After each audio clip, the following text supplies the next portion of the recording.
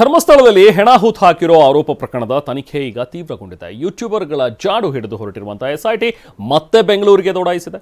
MD Sameer ಮನೆಯಲ್ಲಿ ಇಡೀ ದಿನ ಶೋಧ ಕಾರ್ಯ ನಡೆಸ್ತಾ ಇದೆ. ಮತ್ತೊಂದು ಕಡೆ ಯೂಟ್ಯೂಬರ್ಗಳ ಜೊತೆಗೆ ಬುರುಡೆ ಗ್ಯಾಂಗ್ ಸಂಪರ್ಕವೂ ಕೂಡ ಈಗ ಬಯಲಾಗಿದೆ. ಈ ಬಗ್ಗೆ ಒಂದು ರಿಪೋರ್ಟ್ ಇದೆ, ಬನ್ನಿ ನೋಡೋಣ.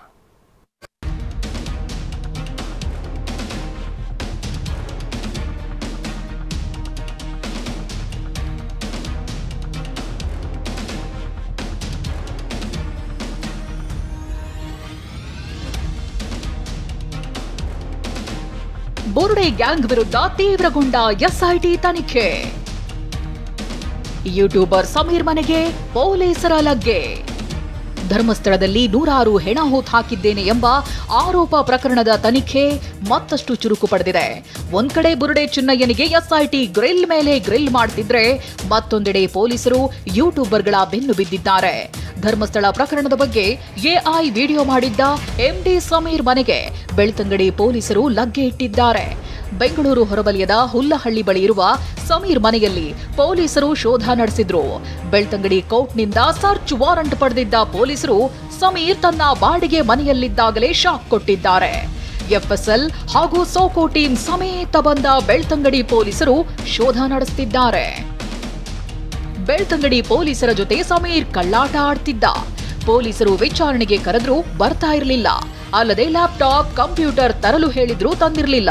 ಹೀಗಾಗಿ ಹಿರಿಯ ಅಧಿಕಾರಿಗಳೊಂದಿಗೆ ಬೆಳ್ತಂಗಡಿ ಠಾಣೆ ಪೊಲೀಸರು ಚರ್ಚೆ ನಡೆಸಿ ಕೋರ್ಟ್ನಿಂದ ಸರ್ಚ್ ವಾರಂಟ್ ಪಡೆದು ಬೆಂಗಳೂರಿಗೆ ಬಂದು ಸಮೀರ್ ಮನೆಯಲ್ಲಿ ಶೋಧ ನಡೆಸುತ್ತಿದ್ದಾರೆ.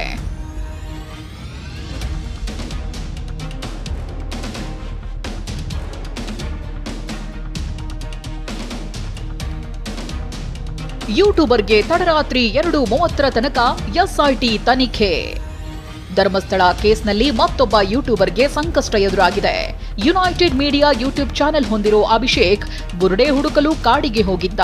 ಟಿ ಜಯನ್ ಜೊತೆ ಸೇರಿ ಅಸ್ಥಿ ಪಂಜರಕ್ಕಾಗಿ ಹುಡುಕಾಟ ನಡೆಸಿದ್ದ. ಈ ಕಾರಣದಿಂದ ನಿನ್ನೆ ತಡರಾತ್ರಿ 2:30ವರೆಗೂ ವಿಚಾರಣೆ ನಡೆಸಿದೆ. ವ್ಯೂಸ್ಗಾಗಿ ವಿಡಿಯೋ ಮಾಡಿದ್ದೆ ಅಂತ ಅಭಿಷೇಕ್ ತಪ್ಪೊಪ್ಪಿಗೆ ಹೇಳಿಕೆ ನೀಡಿ ಎಸ್ಐಟಿ ಮುಂದೆ ಕಣ್ಣೀರು ಹಾಕಿದ್ದಾನೆ. ಬಟ್ಟಣ್ಣನವರ್ ಸಂಪರ್ಕಿಸಿದ್ದೆ. ಅಲ್ಲದೆ 1 ವರ್ಷದಿಂದ ಬಟ್ಟಣ್ಣನವರ್ ಜಯನ್ ಸಂಪರ್ಕದಲ್ಲಿದ್ದೆ. ಸೌಜನ್ಯ ಹೋರಾಟದ ಬಗ್ಗೆ ವಿಡಿಯೋ ಮಾಡಲು ತಿಳಿಸಿದ್ರು. ಒಳ್ಳೆಯ ವ್ಯೂಸ್ ಸಿಗುತ್ತೆ ಅಂತ ನಾನು ಒಪ್ಪಿಕೊಂಡೆ. ಅವರು ನೀಡಿದ ಮಾಹಿತಿಯಂತೆ ವಿಡಿಯೋ ಮಾಡಿದೆ. ಅವರು ನೀಡಿದ ಮಾಹಿತಿ ಎಷ್ಟು ಸತ್ಯ ಅಂತ ಗೊತ್ತಿಲ್ಲ. ಚಾನೆಲ್ಗೆ ಬಂಡವಾಳ ಹಾಕಿಕೊಳ್ಳಲು ಸಹಾಯ ಮಾಡಿದ್ದಾರೆ. ಜಯಂತ್ ಅವರ ಜೊತೆ ಹೋಗಿ ವಿಡಿಯೋ ಮಾಡಿದ್ದೇವೆ. ಹಲವು ಕಡೆಗಳಲ್ಲಿ ರಾತ್ರಿ ವೇಳೆ ವಿಡಿಯೋ ಮಾಡಿದ್ದೇವೆ. ಜಯಂತ್ ಸೂಚನೆಯಂತೆ ಸುಜಾತಾ ವಿಡಿಯೋ ಮಾಡಿದ್ದೆ. ಹೀಗೆ ಎಲ್ಲವನ್ನೂ ಎಸ್ಐಟಿ ಮುಂದೆ ಬಾಯಿ ಬಿಟ್ಟಿರೋ ಅಭಿಷೇಕ್ ನನ್ನದು ತಪ್ಪಾಗಿದೆ ಅಂತ ಕಣ್ಣೀರು ಹಾಕಿದ್ದಾನೆ. ಇನ್ನು ಅಭಿಷೇಕ್ ಧರ್ಮಸ್ಥಳದ ಬಗ್ಗೆ ಮಾಡಿರೋ ವಿಡಿಯೋಗಳನ್ನ ಎಸ್ಐಟಿ ಅಧಿಕಾರಿಗಳು ಡೌನ್ಲೋಡ್ ಮಾಡಿಕೊಂಡಿದ್ದು ಮತ್ತಷ್ಟು ವಿಚಾರಣೆ ನಡೆಸಲಿದ್ದಾರೆ. ಇದಲ್ಲದೆ ಮತ್ತಷ್ಟು ಯೂಟ್ಯೂಬರ್ಗಳಿಗೆ ಎಸ್ಐಟಿ ಶಾಕ್ ಕೊಡುವ ಸಾಧ್ಯತೆ ಇದೆ ಎನ್ನಲಾಗ್ತಿದೆ. ಇನ್ನು ನಿನ್ನೆ ಉದಯ್ ಕುಮಾರ್ ಜೈನ್ ಅನ್ನ ಎಸ್ಐಟಿ ವಿಚಾರಣೆ ನಡೆಸಿತ್ತು. ಈ ಬಗ್ಗೆ ಟಿವಿ9 ಜೊತೆ ಮಾತನಾಡಿದ ಉದಯ್, ಸೌಜನ್ಯ ಕೇಸ್ ವಿಚಾರವಾಗಿ ಯಾವುದೇ ಪ್ರಶ್ನೆ ಕೇಳಲಿಲ್ಲ. ಆರೋಪಿ ಚಿನ್ನಯ್ಯನ ಬಗ್ಗೆಯೂ ಎಸ್ಐಟಿ ಪ್ರಶ್ನಿಸಲಿಲ್ಲ ಅಂದಿದ್ದಾರೆ. ನಿಮ್ಮ ಮೇಲೆ 13 ವರ್ಷದ ಹಿಂದೆ ಗುರುತರದ ಆರೋಪ ಅಂತ ಹೇಳಿದ್ರೆ ಈ ಸೌಜನ್ಯ ಮನೆಯವರು ಮಾಡಿದ್ದಂತ ನಿಮ್ಮ ಮೇಲೆ ಆರೋಪನ ಮಾಡಿದ್ರು.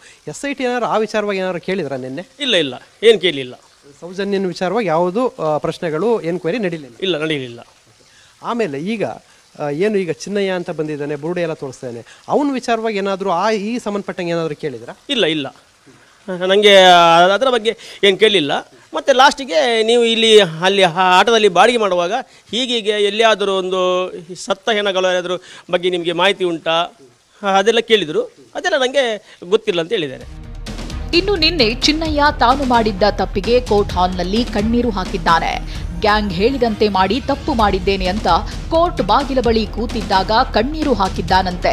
ಸದ್ಯ ಸೆಪ್ಟೆಂಬರ್ 6ರ ತನಕ ಮತ್ತೆ ಕಸ್ಟಡಿಗೆ ಪಡೆದಿರೋ ಎಸ್ಐಟಿ ವಿಚಾರಣೆ ಮುಂದುವರೆಸಿದೆ. Bureau report ಟಿವಿ9.